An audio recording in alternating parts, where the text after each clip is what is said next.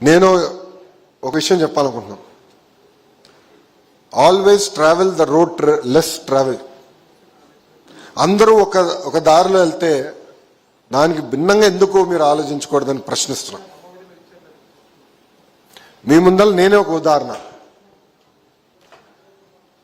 Telugu Desam party ఎప్పుడు గెలవని నియోజకవర్గం అంటే ఆవిర్భావం ఒకసారి గెలిచిన నియోజకవర్గం మంగళగిరి నియోజకవర్గం. 1985లో మేము ఒకసారి గెలిచినాం, దాని తర్వాత గెలవాల. గౌరవ ముఖ్యమంత్రి గారు నన్ను అడిగారు, మంచి సీట్లోనే కంచుకోట ఉన్న సీట్లోనే నువ్వు అక్కడికి వెళ్ళొచ్చు కదా అని. నేను ఒకటే చెప్పిన, ఎప్పుడు గెలవని నియోజకవర్గం అండి, గెలిచి చూపిస్తాను సార్ అన్న.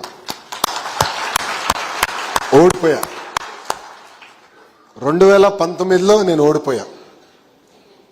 అందరు చూసుంటారు, చాలా మంది ఎగతాళి చేశారు, అన్ని రకాలుగా మాట్లాడారు. కానీ నేను ఏనాడు పట్టించుకోలేదు. ఎందుకంటే ఒక లక్ష్యం పెట్టుకున్నా, ఆ లక్ష్యం గెలుపు. వీళ్ళు ఊకే అరుస్తున్నారు, ఇదంతా గోల. నేను ఏనాడు పట్టించుకోవాలా, ఏనాడు అదేరపడలా. మన అంతిమ లక్ష్యం గెలుపు అని పెట్టుకున్న తర్వాత ఓడిపోయిన రోజు దగ్గర నుంచి 5 సంవత్సరాలు కష్టపడ్డా. ఆంధ్ర రాష్ట్ర చరిత్రలో ఎప్పుడు రాని విధంగా 3rd హైయెస్ట్ మెజారిటీ మంగళగిరి నియోజకవర్గం గెలిచాం.